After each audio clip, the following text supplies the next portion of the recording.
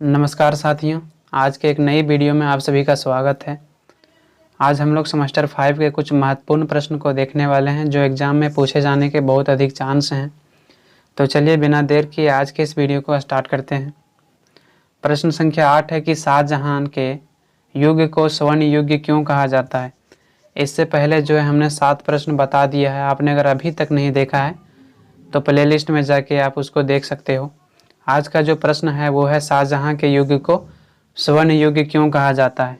तो चलिए हम लोग इसका आंसर को देखते हैं बिल्कुल आसान से आसान शब्दों में। सबसे पहले जो है आपको आंसर देना है। परिचय। शाहजहां के बचपन का नाम खुर्रम था। इसका जन्म 5 फरवरी 1592 को लाहौर में हुआ था। शाहजहां ने अपने पिता के शासनकाल के दौरान कई युद्ध में भाग लिया था और मेवाड़ पर भी विजय प्राप्त किया था। आगे चलकर खुर्रम ने दक्षिण भारत पर विजय भी प्राप्त किया था, जिसके कारण इनके पिता जहांगीर ने इन्हें शाहजहां की उपाधि दी थी। शाहजहां का जो बचपन का नाम था वो था खुर्रम। इनकी जन्म की बात करें तो इनका जन्म जो है 5 फरवरी 1592 को कहाँ हुआ था, लाहौर में हुआ था। शाहजहां ने जो है अपने पिता के शासनकाल के दौरान अपने पिता के सभी युद्धों में भाग लिया था और महत्वपूर्ण भूमिका भी निभाया था। इस समय यह माना जाता है कि शाहजहां द्वारा मेवाड़ पर जो है विजय प्राप्त करने में महत्वपूर्ण भूमिका निभाया था। आगे चलकर जो है खुर्रम अर्थात शाहजहां ने दक्षिण भारत पर भी जो है विजय प्राप्त किया था, जिनसे खुश होकर इनके पिता जहांगीर ने जो है इन्हें शाहजहां की उपाधि दी थी। आपको प्रश्न में पूछा गया है कि शाहजहां के युग को स्वर्ण युग क्यों कहा जाता है, तो हमें यही हेडिंग डालना है कि शाहजहां के युग को स्वर्ण युग क्यों कहा जाता है।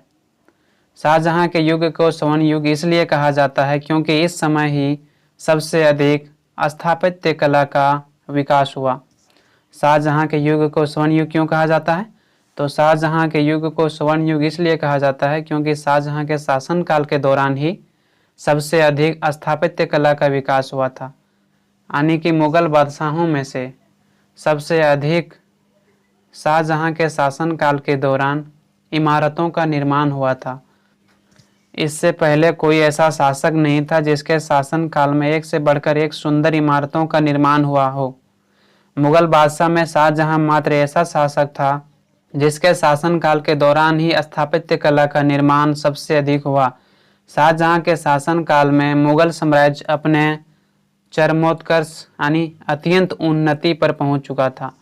शाहजहां के शासनकाल के बारे में यह बताया गया है कि शाहजहां का शासनकाल के समय बहुत सारे इमारतों का निर्माण हुआ था। आज तक जो है मुगल बादशाह में कोई ऐसा बादशाह नहीं था जिसके शासनकाल के दौरान शाहजहां जितना सुंदर इमारतों का निर्माण हुआ हो। इसके शासनकाल के दौरान जो है स्थापत्य कला का निर्माण बहुत अधिक मात्रा में हुआ था। इनके शासनकाल के दौरान जो है मुगल साम्राज्य अपने चरमोत्कर्ष पर पहुंच चुका था, यानी कि बहुत अधिक उन्नति पर पहुंच चुका था। शाहजहां के युग को स्वर्ण युग इसलिए भी कहा गया क्योंकि इस समय राजनीतिक क्षेत्र में भी काफ़ी शांति एवं सुख था। शाहजहां के शासनकाल के दौरान जो है अत्यंत सुख एवं शांति था, जिसके कारण भी इनके युग को स्वर्ण युग कहा गया है। बाबर, हुमायूं और जहांगीर के समय राजनीतिक क्षेत्र में इतना शांति नहीं था, जिसके कारण वे लोग सुखी से जीवन नहीं बिता पाया, बल्कि हमेशा पूरा जीवन जो है उनका युद्ध में निकल गया। अगर हम बात करें बाबर, हुमायूं और जहांगीर, ये सभी जो मुगल बादशाह था जिनका जीवन जो है पूरा युद्धों में गुजर गया, उन्होंने अपने जीवन में बहुत अधिक सुख नहीं कर पाया था। इसीलिए यह कहा गया है कि शाहजहां के युग में राजनीतिक क्षेत्र में बहुत शांति था, जिसके कारण इन्हें युद्ध में बहुत अधिक संघर्ष नहीं करना पड़ा, बल्कि इन्हें पूरा समय मिला। यही कारण था कि इन्होंने स्थापत्य कला की ओर ध्यान दिया। जैसे कि हमने आपको बताया कि शाहजहां का जो युग था राजनीतिक क्षेत्रों में बहुत शांति था, जिसके कारण इन्हें बहुत अधिक युद्धों में संघर्ष नहीं करना पड़ा। 1-2 युद्धों में ही इन्हें संघर्ष करना पड़ा। इन्होंने अपना जो है पूरा जीवन शांति और खुशी से बिताया। जब इन्हें बहुत अधिक युद्धों में संघर्ष नहीं करना पड़ा, ऐसे में जो है इन्हें स्थापत्य कला के निर्माण में बहुत अधिक समय मिला। यही कारण है कि मुगल साम्राज्य में सबसे अधिक स्थापत्य कला का निर्माण शाहजहां के शासनकाल के दौरान हुआ। शाहजहां के शासनकाल के समय शांति और सुख के काल तथा स्थापत्य कला का अधिक निर्माण होना स्वर्ण युग कहा गया है। इस समय आर्थिक क्षेत्रों में भी बढ़ावा मिला, कृषि में वृद्धि हुई और राज्य की आमदनी भी बढ़ी। इस समय विदेश से सोने तथा चांदी का व्यापार हुआ जो इमारत के निर्माण में प्रयोग किया गया, जिससे कई विशाल इमारतों का निर्माण हुआ। विदेशी लोग इस सुंदर इमारतों को जो है देखकर काफ़ी प्रभावित भी हुआ। अगर हम बात करें शाहजहां के शासनकाल के दौरान, इन्हें राजनीतिक क्षेत्रों में बहुत अधिक संघर्ष नहीं करना पड़ा, जिसके कारण आर्थिक क्षेत्रों में जो है बहुत अधिक बढ़ावा मिला। जब कभी आप लगातार युद्ध लड़ते हो तो आपका जो है धन बहुत अधिक खर्च होता है। जब आपका धन बहुत अधिक खर्च होगा तो ऐसे स्थिति में आप जो है बेहतर कार्य को नहीं कर पाएंगे अपने साम्राज्य में। लेकिन इसके शासन काल में बहुत अधिक युद्ध नहीं हुआ, जिसके कारण आर्थिक क्षेत्रों में जो है बढ़ावा मिला, क्योंकि अधिक से अधिक युद्ध में इन्हें खर्च नहीं करना पड़ता था। जब आर्थिक क्षेत्रों में बढ़ावा मिला तो ऐसे में कृषि में वृद्धि हुई, इनकी अर्थव्यवस्था मजबूत हुआ। जब इनकी अर्थव्यवस्था मजबूत हुआ तो ऐसे स्थिति में जो है इन्होंने विदेशों से सोने और चांदी मंगवाए और कीमती धातु या पत्थर को भी मंगवाए इमारतों के निर्माण के लिए। उसके बाद जो है आपको यहाँ पर नेक्स्ट पॉइंट बनाना है शाहजहां के वास्तुकला। वास्तुकला किसको कहा जाता है? तो इमारतें जो निर्माण की जाती है यानी कि स्थापत्य कला को ही वास्तुकला कहा जाता है। शाहजहां के युग को मुगल वास्तुकला का स्वर्ण युग कहा जाता है। उसे इंजीनियरिंग किंग की उपाधि दी गई है।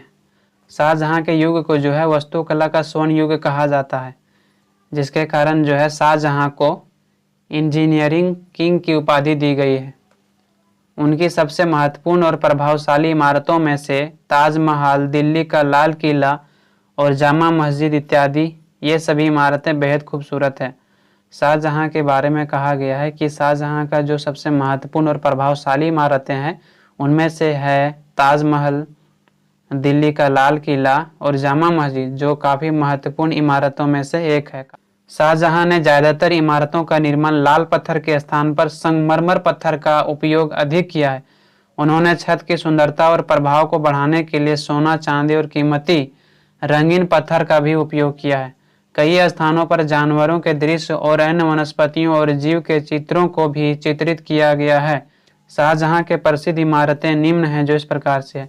शाहजहां के बारे में कहा जाता है कि इन्होंने जो इमारतों का निर्माण करवाया था उनमें से लाल पत्थर के स्थान पर अधिकतर स्थानों पर संगमरमर के पत्थर का उपयोग कर उन इमारतों का निर्माण करवाया था, जैसे कि जो है जामा मस्जिद हो गया, जैसे कि ताजमहल हो गया। तो ये सभी जो इमारतें हैं वो संगमरमर के पत्थर का प्रयोग किया गया है। इन्होंने जो है छत को सुंदर बनाने के लिए सोना और चांदी का भी प्रयोग किया। इसके अलावा इन्होंने जो रंगीन पत्थर था उनका भी उपयोग किया ताकि जो है इमारत जो है सुंदर दिखे और प्रभावशाली दिखे। कई स्थान पर जो है इन्होंने जानवरों या वृक्ष का भी चित्र बनवाया है, जिससे बेहद खूबसूरत इमारतें बनी। शाहजहां के जो प्रसिद्ध इमारतें हैं वो निम्न प्रकार के हैं, है ना। तो पहला क्या है? तो पहला जो इसका महत्वपूर्ण इमारतें हैं वो है ताजमहल। पहला जो है वो है ताजमहल का निर्माण। शाहजहां द्वारा बनाई गई सबसे महत्वपूर्ण इमारत आगरा के ताजमहल है, जिसे उसने अपनी प्रिय बेगम मुमताज़ के याद में बनवाया था, जिसका महत्व केवल भारत में ही नहीं बल्कि पूरे विश्व में है। इसे बनाने में लगभग 22 वर्ष और 20,000 मजदूर लगे थे। यह इमारत को फारसी तरीके से बनाई गई थी। वर्तमान समय में यह मुमताज़ और शाहजहां दोनों का एक कब्र है। शाहजहां का जो सबसे प्रमुख या महत्वपूर्ण इमारत है वो है ताजमहल। शाहजहां द्वारा जो है सबसे महत्वपूर्ण इमारत जो बनवाया गया था वो था ताजमहल। ताजमहल क्यों बनवाया था? तो ताजमहल जो है शाहजहां ने अपनी प्रिय बेगम मुमताज़ के याद में बनवाया था, जिसका महत्व की बात करें तो केवल भारत में ही नहीं बल्कि इसका महत्व पूरे विश्व में है। ताजमहल एक ऐसी इमारतें हैं जो दो लोगों के प्रेम को दर्शाता है। ताजमहल के बारे में कहा जाता है कि ताजमहल जो है लगभग बनाने में 22 वर्ष लगा था। और इसमें कितने मजदूर कार्य कर रहे थे? तो इसमें जो है लगभग 20,000 मजदूर कार्य कर रहे थे प्रत्येक दिन।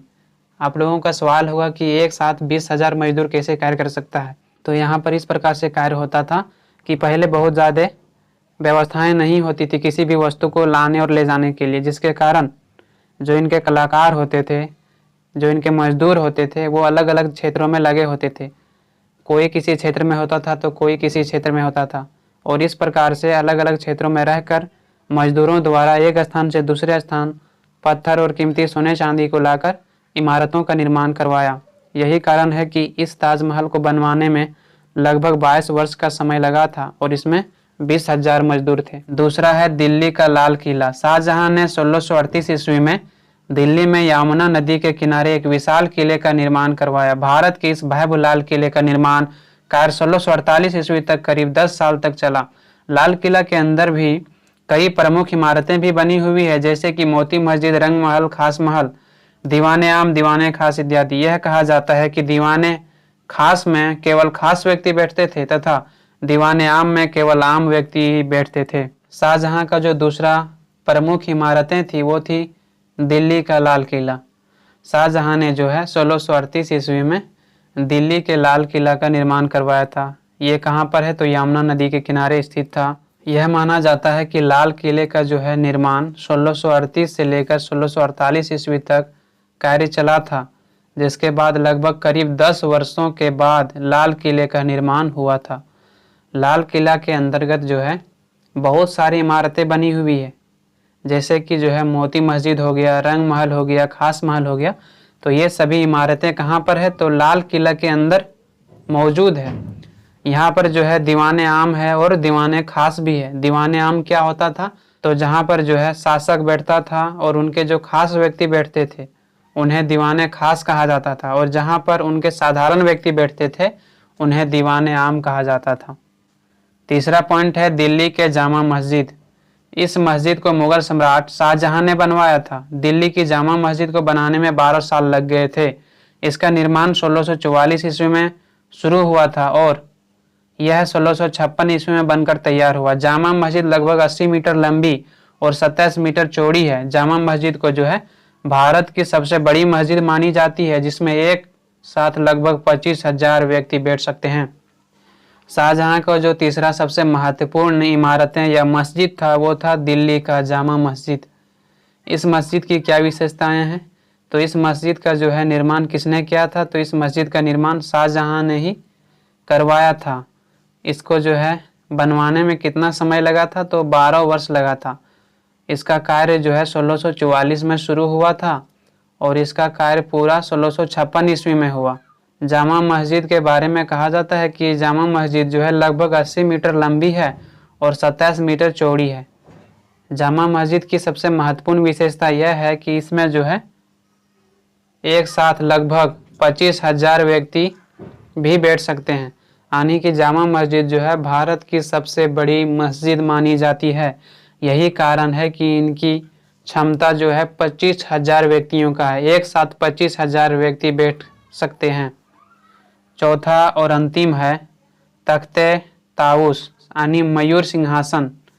मुगल बादशाह शाहजहां के द्वारा मयूर के सिंहासन को बनवाया गया था। यह सोने का बना था। मयूर सिंहासन इसका नाम इसलिए पड़ा क्योंकि इसके पिछले हिस्से में 2 मोर नाचते हुए दिखाया गया है। इन्हें पहले आगरा के किले में रखा था, बाद में इसे दिल्ली के लाल किले में ले जाकर रख दिया गया। 1739 के आक्रमण के दौरान ईरान के सम्राट नादिर शाह ने मयूर सिंहासन को लूटकर ईरान ले गया। शाहजहां के शासनकाल के दौरान चौथा जो सबसे महत्वपूर्ण चीज थी वो था तख्ते ताऊस यानी कि मयूर सिंहासन। मयूर सिंहासन क्या था तो मुगल बादशाह शाहजहां के द्वारा जो है मयूर के जो सिंहासन था उनको बनवाया गया था। यह जो है सोने और हीरे से बने हुए थे। मयूर सिंहासन इसका नाम इसलिए पड़ा क्योंकि जो इनके पिछले हिस्से थे वहां पर 2 मोर को नाचते हुए दिखाया गया था, जिसके कारण जो है इन्हें मयूर का सिंहासन कहा गया। इन्हें पहले कहाँ रखा गया था तो इन्हें पहले आगरा के किले में रखा गया था, लेकिन बाद में जो है वहां से उठाकर और इन्हें दिल्ली के लाल किले में ले जाकर रख दिया गया। दिल्ली के लाल किले जिसका निर्माण शाहजहां ने खुद करवाई थी, वहां पर बाद में ले जाकर रख दिया गया। जिसके बाद यह माना जाता है कि जब 1739 ईस्वी में ईरान के जो शासक थे नादिर शाह, उन्होंने आक्रमण कर दिया दिल्ली पर, और आक्रमण करने के बाद यहाँ से जो है मयूर सिंहासन को लूट कर ईरान ले जाया गया है ना। तो इस प्रकार से जो है नादिर शाह ने जो हीरे और जवाहरात या सोने के बनी हुई तख्ते ताऊस यानी मयूर सिंहासन था उसे 1739 में लूट कर ईरान ले गया। तो इस प्रकार से यहाँ पर समाप्त होता है। आई होप आप सभी को समझ में आया होगा। तो आज के लिए इतना ही। आप लोगों से बहुत जल्द मिलते हैं नेक्स्ट वीडियो में। धन्यवाद।